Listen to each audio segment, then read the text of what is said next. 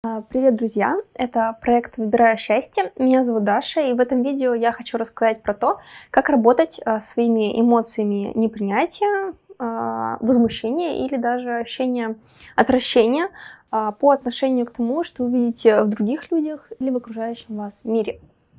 Итак, первое, что нужно сделать, это обозначить наиболее конкретно и лаконично, от какого отношения человека к вам, либо отношение человека к другому человеку вам больнее всего. Второе, что вам нужно сделать, это спросить себя, проявляете ли вы такое отношение к себе, либо другим. Итак, приведу два примера. Первый случай из практики. Когда мы с моей знакомой хотели выехать с автомойки, служащий автомойки, который должен был выпустить ее, подняв шлагбаум, забыл про нее. И, соответственно, она стояла 7-10 минут и очень сильно переживала по поводу того, если сейчас машины поедут за ней, то не создаст ли она там пробку, и как она вообще будет оттуда выезжать и так далее. Поэтому она внезапно очень сильно разозлилась, да так, что я очень давно не видела ее в таком состоянии, вскочила и пошла разбираться. Потом, когда вопрос уже был решен, я спросила ее, от чего ей больнее всего. Она ответила, что самое больное – это пренебрежительное отношение служащего автомойки к ней.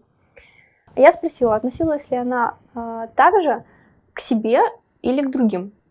На что она, немножко подумав, ответила, что да, и сразу же успокоилась.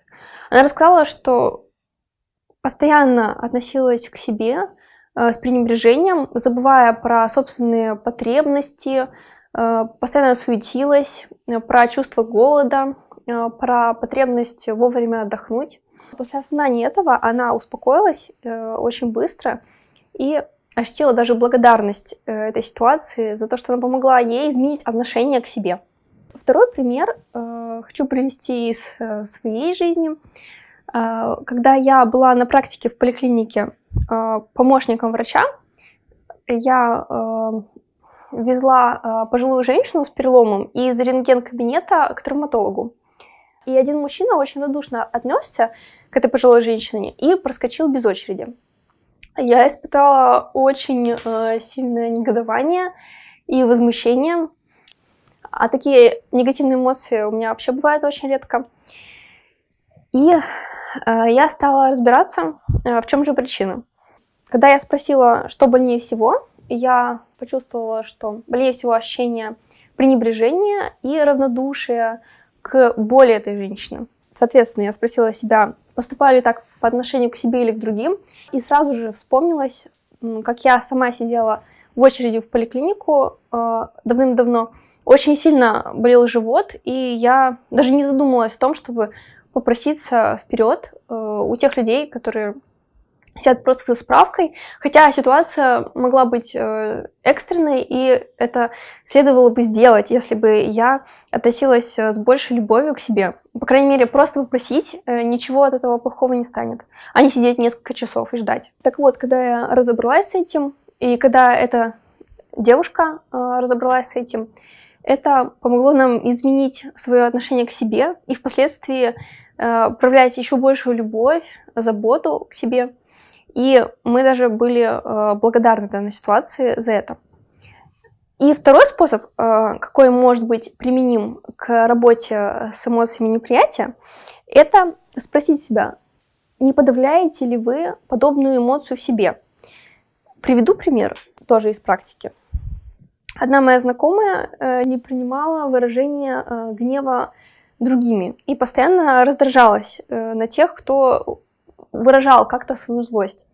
В ходе тоже осознания она поняла, что сама постоянно подавляет свой гнев и не знает, как адекватно и в любви выражать его. Далее нужно задать себе вопрос, как поступить в любви в данной ситуации по отношению к себе и к другим. То есть в данной ситуации как гармонично и адекватно выражать свой гнев, не вредя при этом ни себе, то есть не подавляя его, и не вредя при этом другим. То есть не выливая весь негатив на других. Далее эта девушка стала работать с этим и, соответственно, после понимания стала еще счастливее благодаря этой ситуации. В то же время она смогла принимать других людей, когда те выражают злость, и поддерживать их в данной ситуации, помогать им разобраться.